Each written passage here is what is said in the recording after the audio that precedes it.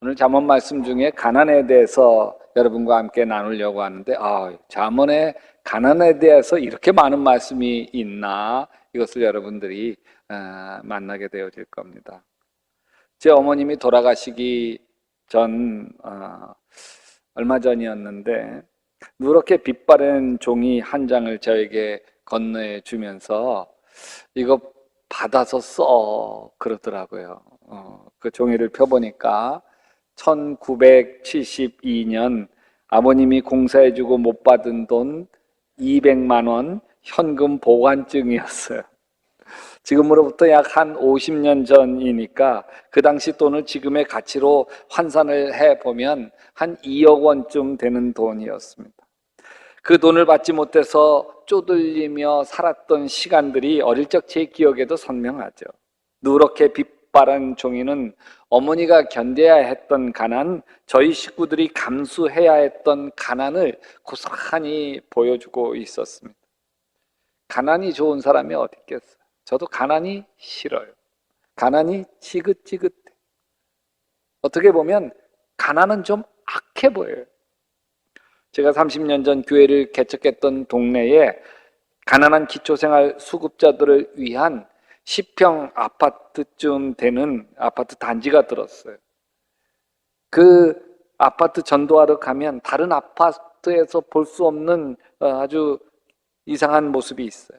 한 가지는 엘리베이터 층수 버튼이 라이터 불로 그을려져 있는 거. 그걸 보면서 좀 한심하더라고요. 아니, 자기가 사는 아파트, 자기가 쓰는 엘리베이터인데 이렇게 망가뜨려? 가난이 세상에 대한 원망을 만들고 가난한 처지에 대한 원망을 이렇게 불로 지지며 화풀이하고 있는 거죠. 또 그리고 툭 하면 부부 싸움하는 대목을 봐요. 아파트 복도예요. 냄비 뚜껑, 소뚜껑 막 나뒹구는 거 여러 번 봤어요. 어떤 때는 막 경찰차도 오고요, 구급차도 오고 난리가 나요. 칼부림 난 거예요. 가난이 참 비참하다 싶어요. 어느 날인가는 제가 승합차를 몰고 가다가 차선을 변경하려고 깜빡이 켜고 가려고 하는데 와, 갑자기 허전해요.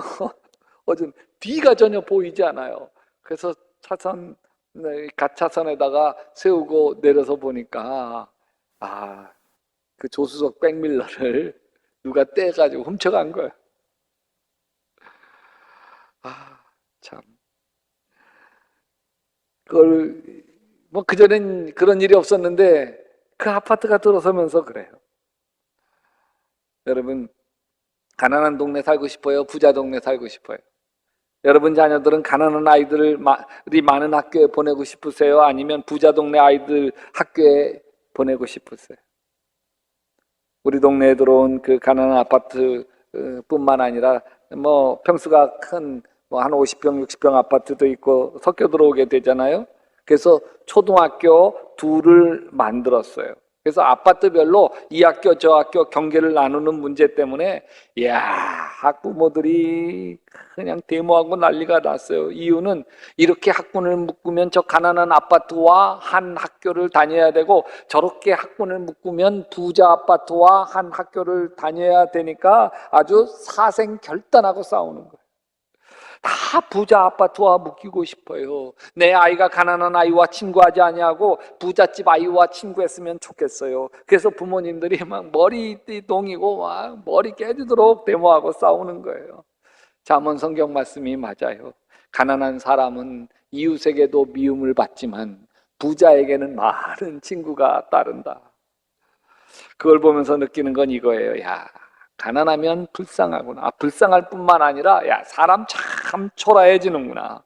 생각해 보세요. 그 데모하는 사람들을 보고 있어야만 하는 그 가난한 아파트 사람들 마음이 얼마나 비참하겠어요. 가난이 무슨 죄라고? 우리 아이들과 같은 학교 안 다니겠다고 지금 저렇게 서로 싸우고 있는 거예요. 가난이 서글픈 거죠. 또 가난하게 살면 아쉬운 일이 많잖아요. 만약에 내 아이가 아파요. 큰 돈이 들어가요. 병원비가 필요해요. 돈 깨나 있는 친척에게 가서 사정을 합니다. 얼마나 간절한 말로 간청을 하겠어요. 근데 그 친척은 훈계하기를 시작합니다. 돈 빌려주는 게 장난이냐. 착실하게 벌고 저축 가면서 이런 일에 대비했어야지. 온갖 훈계를 다 버립니다. 정말 더럽고 아니 꼽지만 어떡해요. 돈 융통할 때라고는 여기밖에 없는데. 잠언 말씀이 맞아요. 가난한 사람은 간절한 말로 구걸하지만 부유한 사람은 엄한 말로 대답한다. 가난하다고 깔보는 거예요. 그래서 가난한 사람에게는 친척도 떠나가고요, 친구도 떠나가고요. 왜? 손 벌릴까 봐 거리를 두고 떠나가는 거예요. 가난하면 친척도 그를 싫어하는데 하물며 친구가 그를 멀리하지 않겠느냐. 뒤따라가며 말을 붙이려고 해도 아무런 소용이 없다. 왜 가난하게 되었을까요? 가난은 세 종류의 가난이 있습니다. 첫째는 운명적 가난이에요. 가난한 나라에 태어났어요. 그래서 가난해요. 우리 교인들이 영적 입양을 해서 돌보는 아이들이 있어요. 남아프리카 공화국 25명 흑인 아이들과 필리핀 깜덴 판자촌 아이들 25명이에요. 단기 선교 가서 보면 걔 우리 같은 곳에서 살고 있어. 우리 교인들이 단기 선교 가서 판잣집을 다 새로 지어주는데 30만 원 들더라고요. 아니 우리 집 하나 다시 지어주는데 30만 원 들어. 운명적 가난이에요. 자신들이 잘못해서 가난한 것이 아니에요. 운명적으로 가난이 더 쉬워진 것이죠. 우리 교회에서 이 아이들을 선교하는 것은 운명적 가난을 벗어나게 하려는 거예요. 운명적 가난은 스스로 힘으로 불가능하기 때문에 가난해요. 학교 갈 수가 없어요. 못 배웠어요. 그래서 못 살아요. 가난하게 살면서 자식을 낳아요. 자식을 가르치지 못해요. 운명적 가난이 대물림 되는 거예요. 이 가난을 예수님의 사랑으로 끊어보려고 우리가 영적 입양에서 선교하는 거예요. 두 번째로는 형벌로서의 가난이에요. 게을러요. 좀 더 자자, 좀 더 눕자 하면서 그냥 되는 대로 살아요. 무책임해요. 컴퓨터 게임만 좋아하고 도통 공부하려 들지 않아요. 자문에서 이렇게 얘기해요. 손이 게으른 사람은 가난하게 되고 손이 부지런한 사람은 부유하게 된다.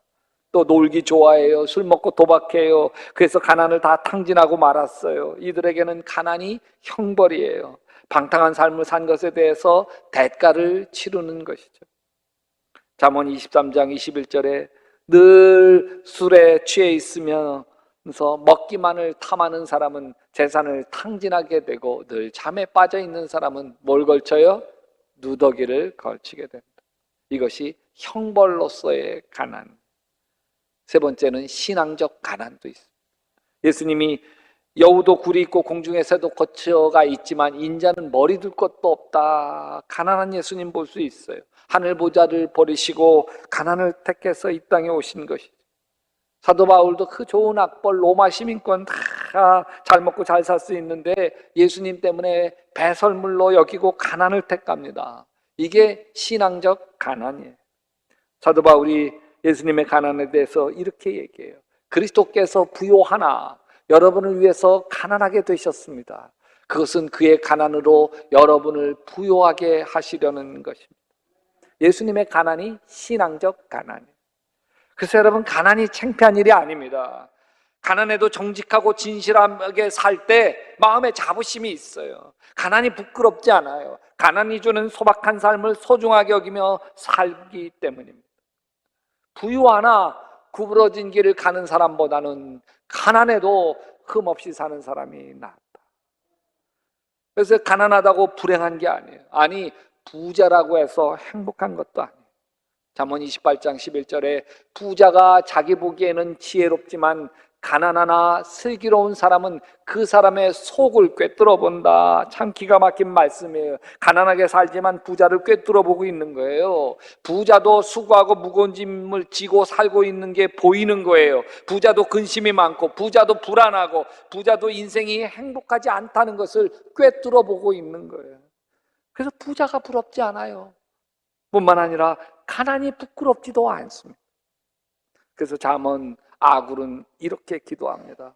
나를 가난하게도 마옵시고 부하게도 마옵시고 오직 필요한 양식으로 나를 먹이시옵소서. 혹 내가 배불러서 하나님을 모른다, 여호와가 누구냐 할까 하오며, 혹 내가 가난하여 토족질하고 내 하나님의 이름을 욕되게 할까 두려워함이니라.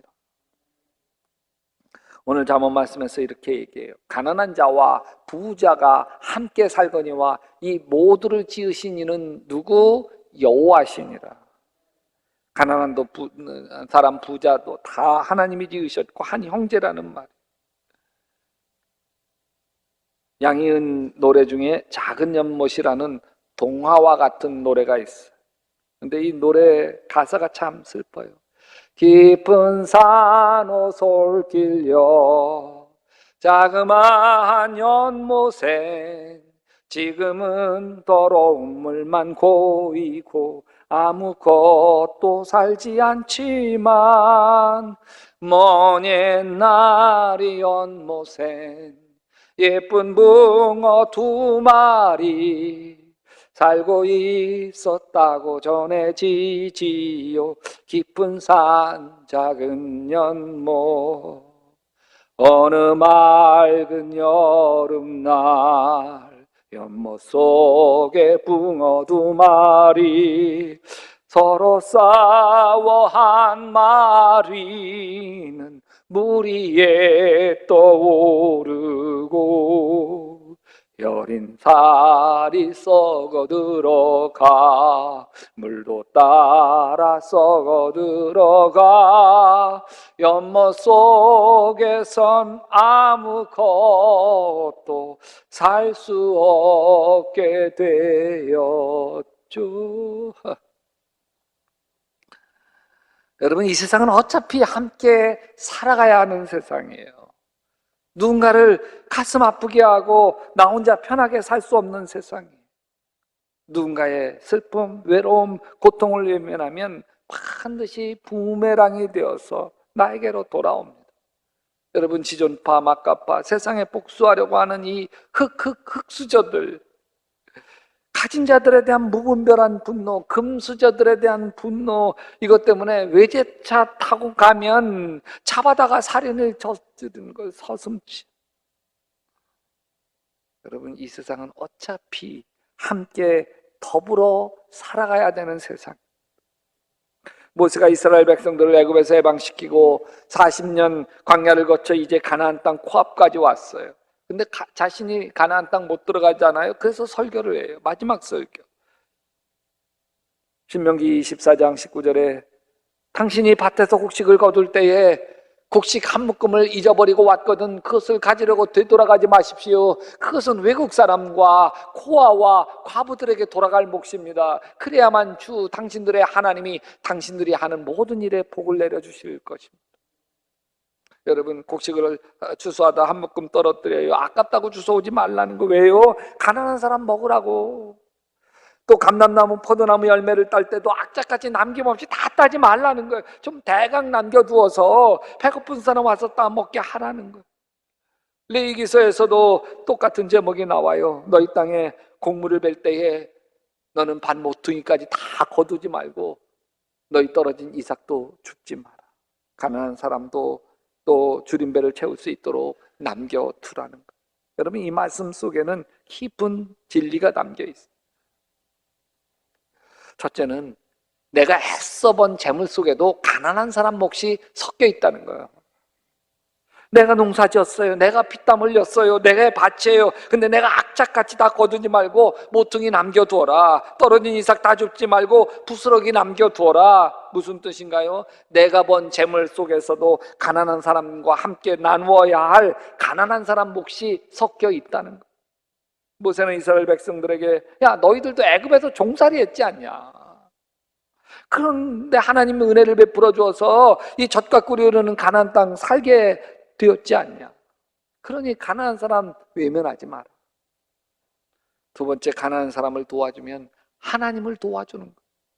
마태복음 25장에 영광 중에 재림하신 주님이 염소와 양, 또 왼편과 오른편으로 사람을 쫙 갈라놓고 오른편에 있는 사람들에게 이렇게 얘기해요. 내 아버지께 복을 받을 사람들아, 와서 창세로부터 너희를 위하여 준비한 이 나라를 차지하여라. 너희는 내가 줄일 때에 먹을 걸 주었고 목마를 때에 마실 것을 주었고 나그네로 있을 때에 영접하였고 헐벗었을 때에 입을 것을 주었고 병들었을 때에 돌보아 주었고 감옥에 갇혔을 때에 찾아주었다. 오른편에 있는 사람들이 우린 그런 적이 없습니다. 주님이 잘못 보신 거예요. 잘못 알고 계십니다. 그럴 때 예수님이 이렇게 얘기해요. 너희가 여기 내 형제자매 가운데 지극히 보잘것없는 사람 하나에게 한 것이 곧 내게 한 것이다. 병들어 버림받은 노인들을 돌보는 양로원에서 봉사하는 믿음 좋은 자매가 있었어요. 항상 친절하게 싱글벙글 봉사하는 모습 본 취재 기자가 이 자매에게 아이 힘들지 않으세요? 이렇게 섬기는 거.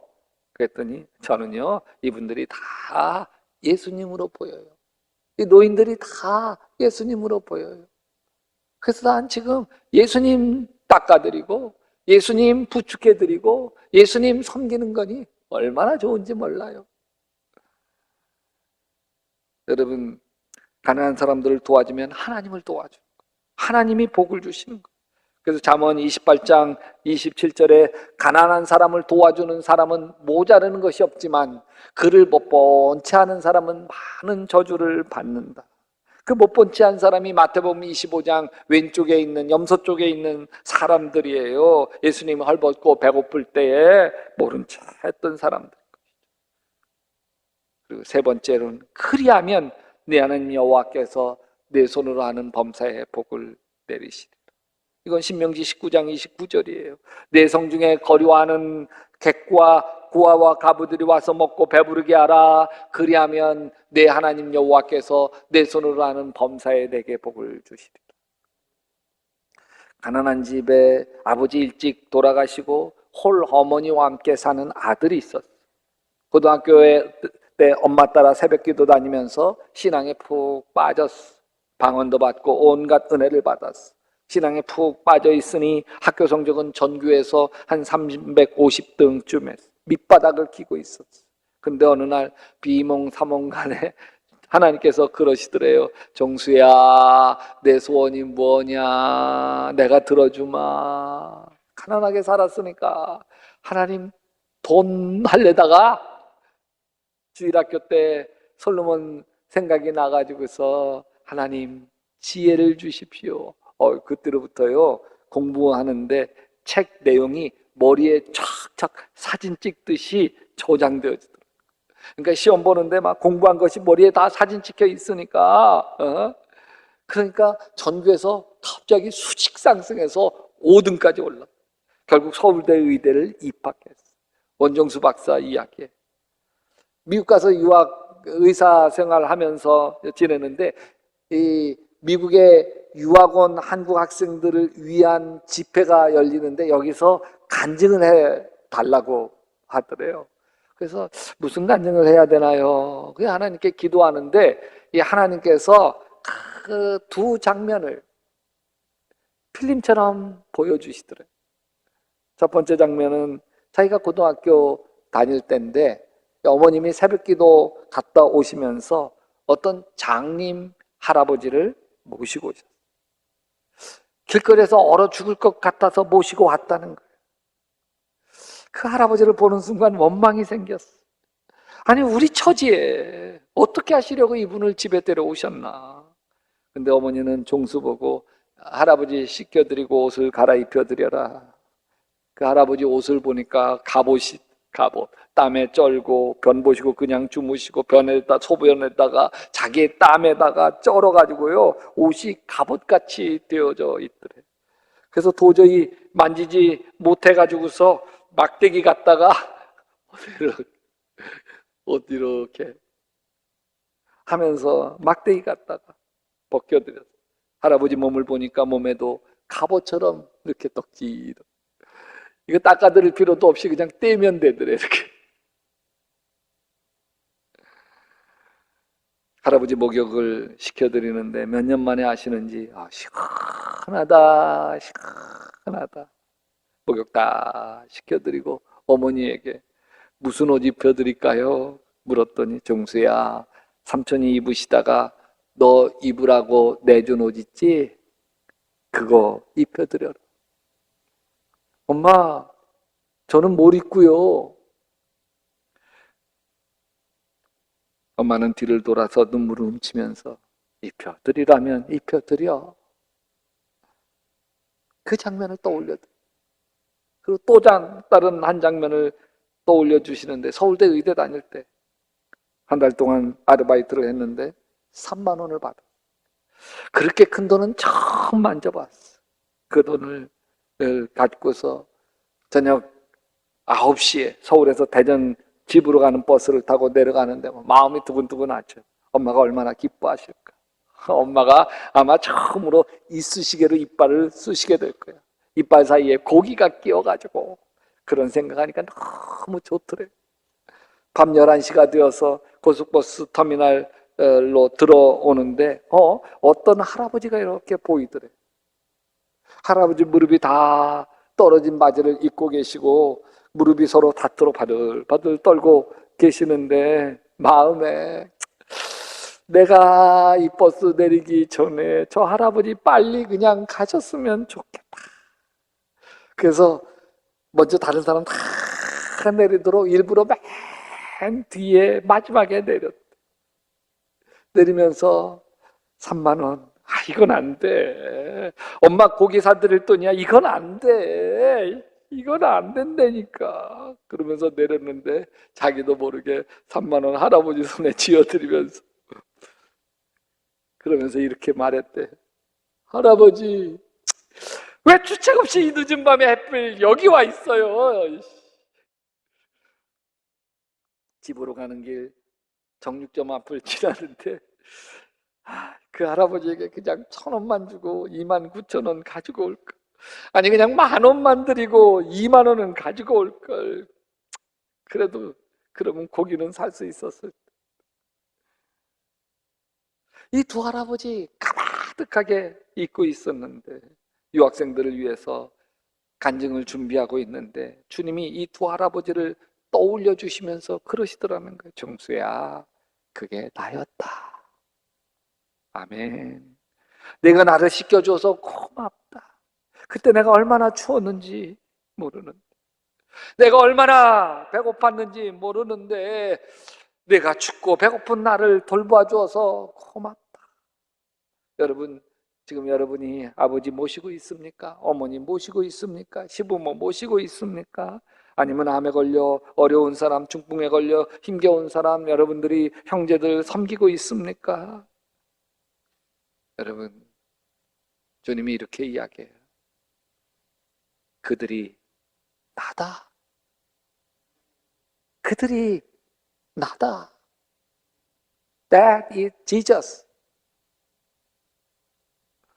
저는 원종수 장로님이 전교 밑바닥에서 서울대 의대 들어간 지혜는 부럽지 않습니다.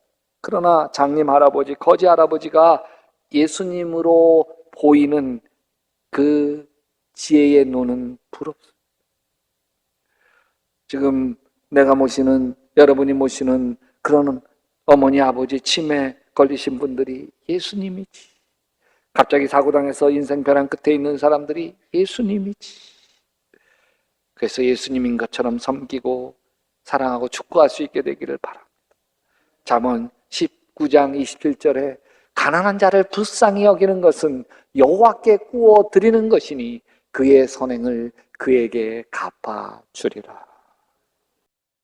고린도후서 6장 10절에 이렇게 이야기해요. 우리는 근심하는 자 같으나 항상 기뻐하고 가난한 자 같으나 많은 사람을 부유하게 하고 아무것도 없는 자 같으나 모든 것을 가진 자로다. 왜? 온 천하 만물을 지으신 하나님, 그분을 아버지라고 모시며 사는데, 그리고 이 세상 다 내려놓고 하나님 앞에 가게 되어질 텐데, 여러분, 가진 것 없으나 그러나 공평하신 하나님이 남이 모르는 거 나 갖게 하셨다고 고백할 수 있게 되시기를 바랍니다.